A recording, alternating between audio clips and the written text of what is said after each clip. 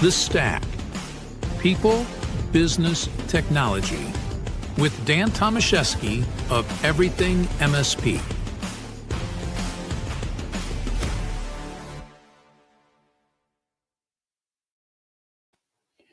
Hello, everyone. Dan Tomaszewski with Everything MSP here. Welcome to another episode of The Stack, where we focus on people, business, and technology. Today, we're digging into a topic that's on a lot of MSP minds: virtual machine backups. The virtualization market is shifting fast. Broadcom's acquisition of VMware has left many MSPs questioning costs, licensing, and even the future of VMware in their stacks. At the same time, Proxmox is stepping in as a serious contender, especially for MSPs looking for flexibility and cost savings. Now, joining me today is Mason Giles. He's a principal architect at Comet Backup.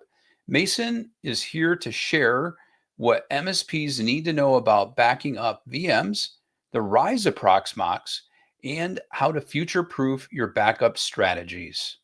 Got Mr. Mason Giles here. How you doing, my friend? I'm doing very well, thanks. How are you?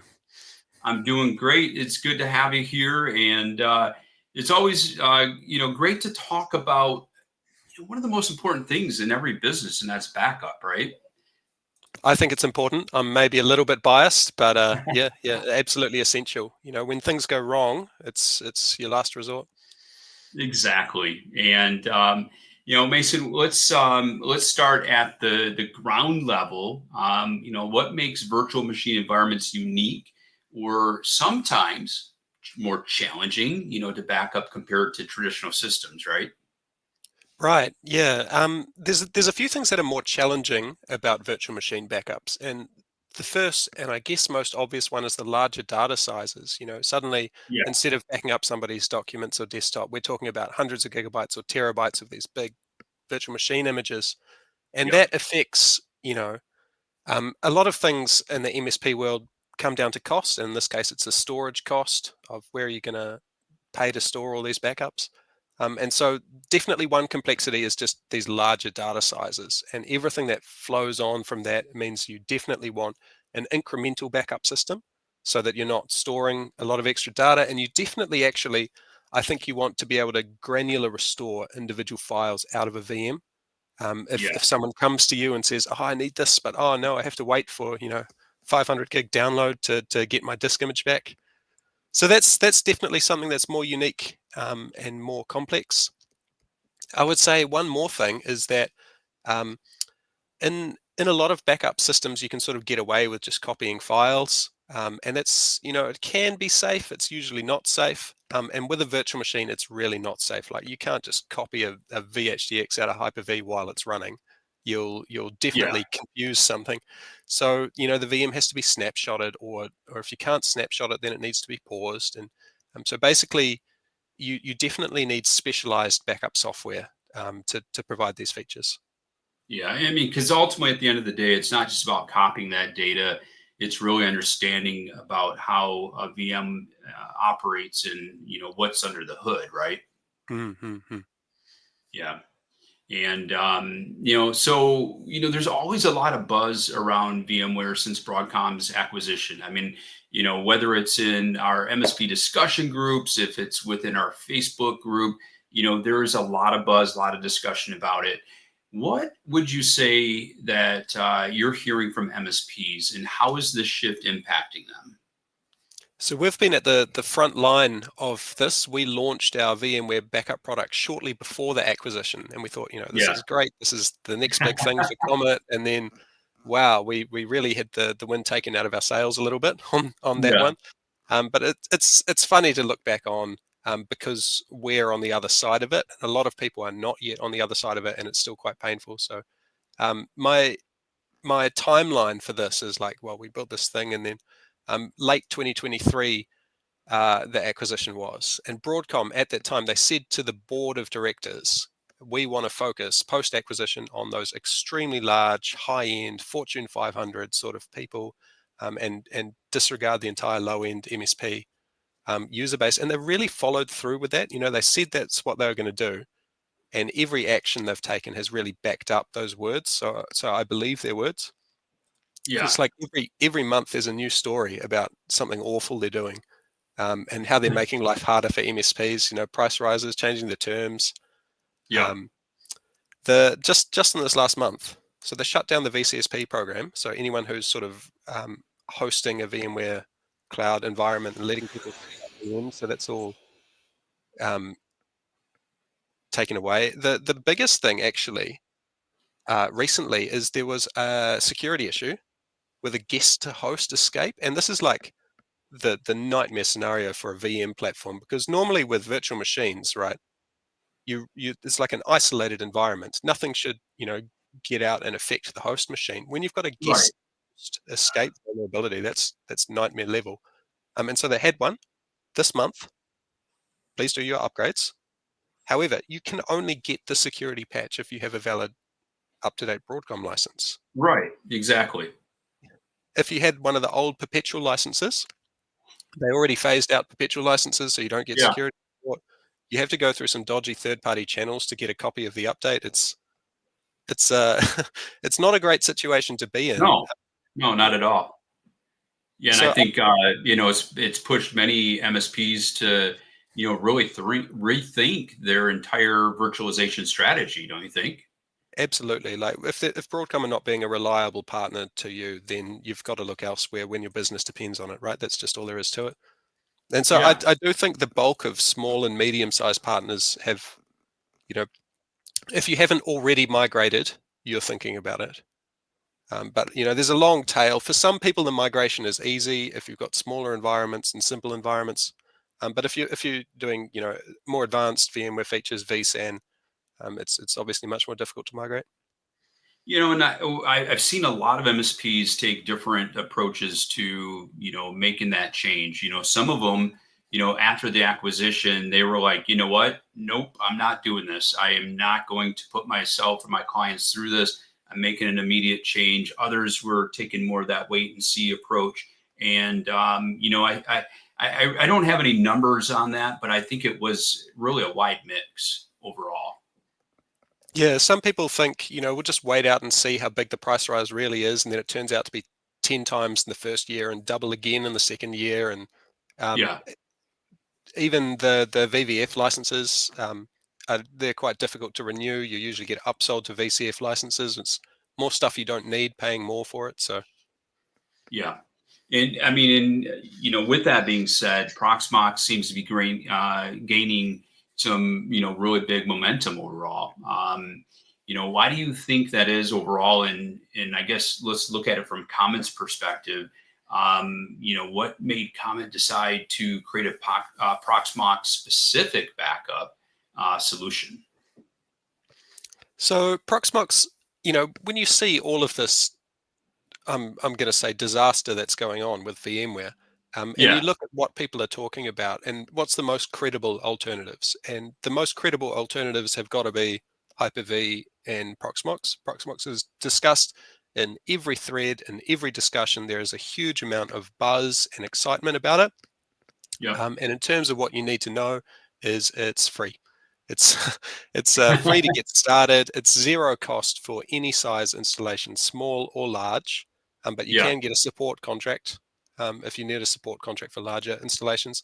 I think the fact that the barrier to entry is just zero really gives it that,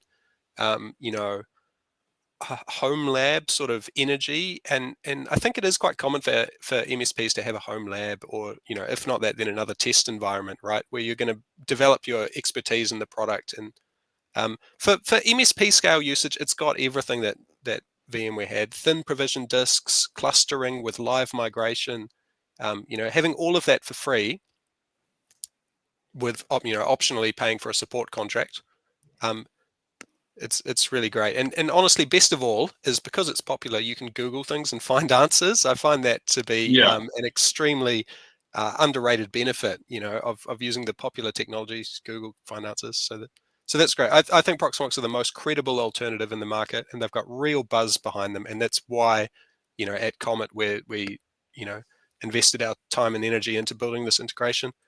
There are other players in the market, of course. Hyper-V is the other major option. well understood, easy to Google things. Again, if something goes wrong with Hyper-V, you can usually fix it Right. yourself. And everyone knows how to buy Windows licenses, right? That's Microsoft are not going to turn the screw the way Broadcom did. Sure. So Proxmox, I think, has got more features, honestly, and lower license cost if you're not super tied to Windows. There's also OpenStack, much more complex. XCP, Cockpit, this sort of also ran, seem to have a bit less attention on them. Platform 9 is a bit interesting if they're really leaning into the VMware migration space. And Nutanix. Nutanix has got AHV, has got all those enterprise features, but once again, it's sort of encroaching on VMware's price point. Yeah. So at the I guess the big point here is open source really just is not that hobbyist tool anymore, right? I mean, MSPs are seeing some true value in that. Absolutely, yeah. And the fact that you can get a support contract really takes away quite a lot of the Yeah, objections to it. exactly. And so a lot of MSPs are exploring moving off of VMware, backup playing that big role in those migrations. How can the right backup tool make those changes, help make the overall process a lot more smoother? Right. So with the migration, um, there's lots of ways to actually do the migration. That one part of it is doing the migration. The second part is everything around that, right? And backup is something that's usually auxiliary to the hypervisor. And we don't want to make your life more complicated. Like you're changing hypervisor platforms. You don't want to change backup products if it as well and change a heap of other stuff if you can avoid it. Yeah. So the fact that Comet supports, Hyper-V, VMware, and Proxmox backup is I guess convenient in that regard. But the key thing that I think backup technology can help is we support cross-hypervisor backup and restore. So you can back up from VMware and restore into your Proxmox environment. So that's one way of doing the migration. Okay. Another feature that I think is really neat is all of our backups deduplicate together. So this works across migrations. So if you are doing VMware backups with Comet, you migrate the VM to Proxmox, you just keep doing backups. You've got a continuous incremental chain that you can Okay. restore even a past VMware backup into Proxmox Hmm. or vice versa. So um, backup continuity across that migration. So either for peace of mind, compliance, means you don't have to handle two separate backup repositories. Right. So yeah, things like just makes it a little bit easier. No, I mean, I think that's huge. I mean, as far as enabling change, I mean, right there, that's point taken right there. Yeah, I'm glad you like it. It's something we work quite hard on, and it's really reliable, and it just works. Yeah, the cross hypervisor, dedupe, and restore. I mean, you guys know the pain that MSPs go through. I mean, you guys must have invested an incredible amount of time to be able to make that work. We spend quite a lot of time talking to MSPs, and it is nice to Yeah. hear their pain points. We're pretty feedback driven. Yeah. No, I mean, that's huge. I think MSPs greatly appreciate that. Having a true partner that's, not only listening to them, but taking action on that. Now let's talk a little bit more about, multi-hypervisor environments. In a perfect world, every MSP would standardize across all clients, but we know that's not going to happen, unfortunately. We got some on VMware, we got some on Hyper-V, now Proxmox entering the mix. What should MSPs consider overall when managing multiple hypervisors across different environments?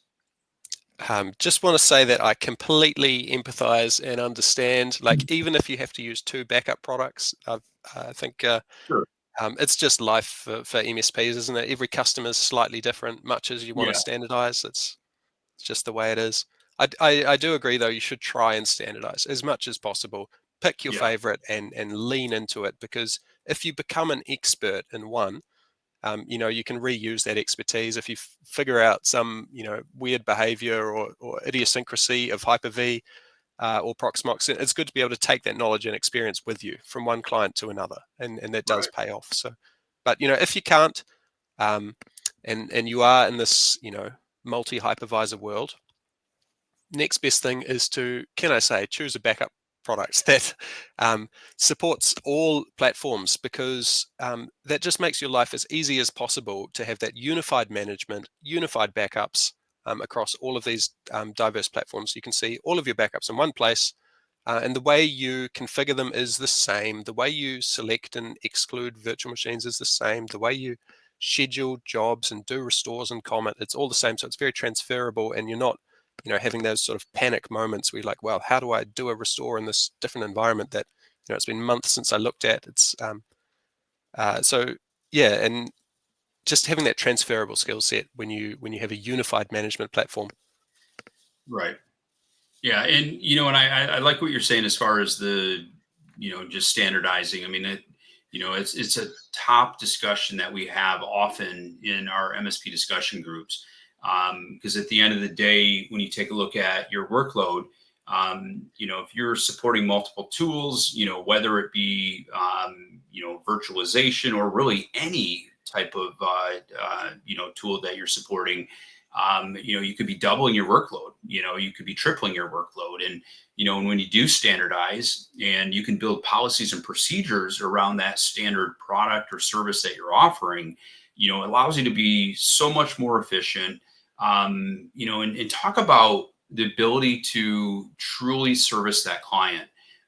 Number one, to be proactive and keep them up and running around the clock, that's huge.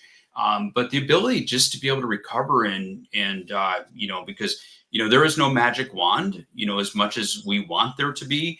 We do have that crystal ball approach to managing IT, but that magic wand doesn't exist. So streamlining really allows us to be more efficient, more productive, and most importantly, more profitable and deliver a better client experience, right? Yeah, absolutely. So, yeah. Just kind of moving on, let's talk a little bit about some best practices. What are some core things that an MSP should be looking for in a VMware backup solution today? So I think some key things that I've mentioned before, I'll mention again, is being able to granular restore individual files out. Yeah. And I think this is just an MSP a need to have, really, because if you're hosting virtual machines for people and they need to, it just affects your recovery time, your Yeah. RTOs, RPOs, about how fast can you, I just need a few files back and I don't want to wait for this huge, multi-100 gigabyte virtual machine to come back from the Glacier or low cost storage. Yeah. So granular restore, I think, is a really neat feature. In terms of core things that you want to look for in a backup solution, deduplicating virtual machines together for storage savings, I think, is really key.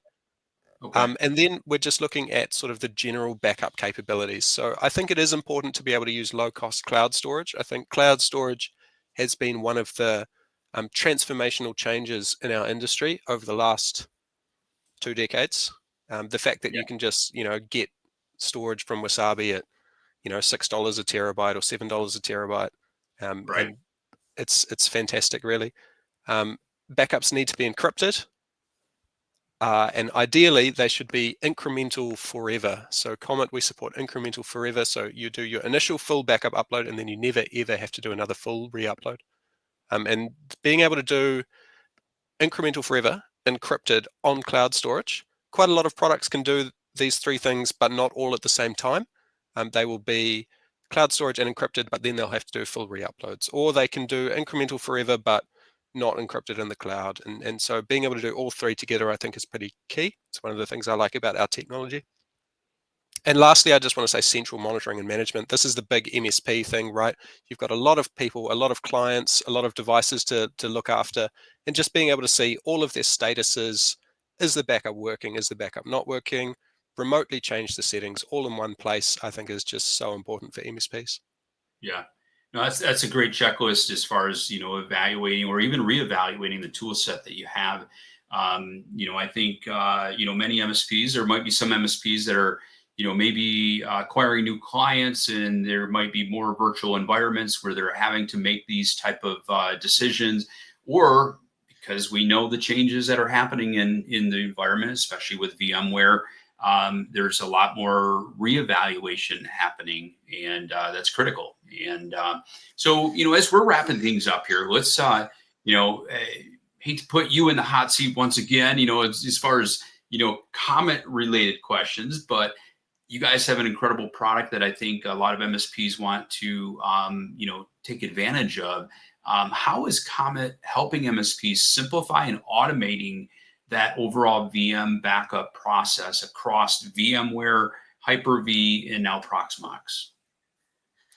Yeah, I think I've said a lot about this topic, but I just want to say broadly, Comet is here. We're listening.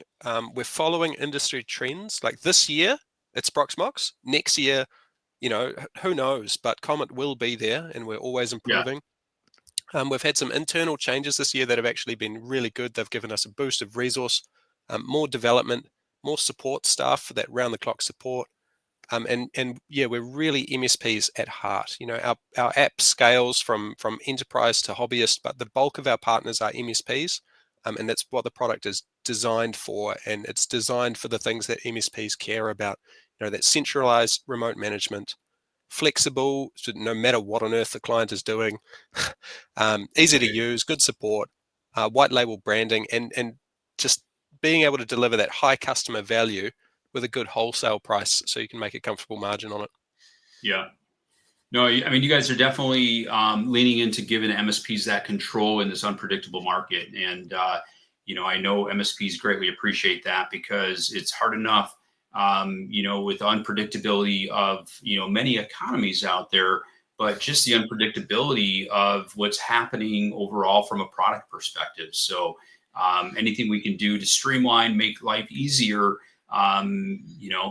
be able to sleep at night, right? Yeah, absolutely. So that's what backups are all about, really, being able to sleep at night. Yeah, 100%. And I appreciate you giving us that breakdown, and just helping us to better understand where the VM world is going. For those that are listening and want to see Comet Backup in action, and what it can do for their MSP, can you talk a little bit about a special offer that you have available for our Everything MSP audience? Sure. So Comet Backup, it's really easy to get started. Just head to our website. There's a free trial. And in fact, if you use the promo code EverythingMSP, we'll extend your free trial with an additional $100 of free credit for your first 90 days. Nice. That's awesome. And so if you head over to cometbackup.com, you can get started. And remember, Everything MSP is that promo code. And, with that being said, I want to make sure that everybody, if you'd enjoyed today's discussion of the stack, make sure you subscribe and share this episode with your colleagues. We'd love to have you share that information with them.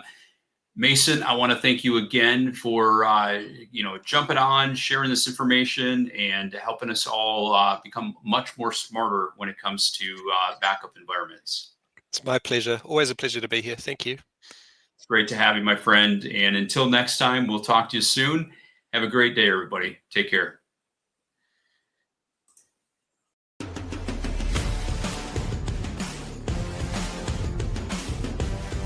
Thank you for listening to The Stack.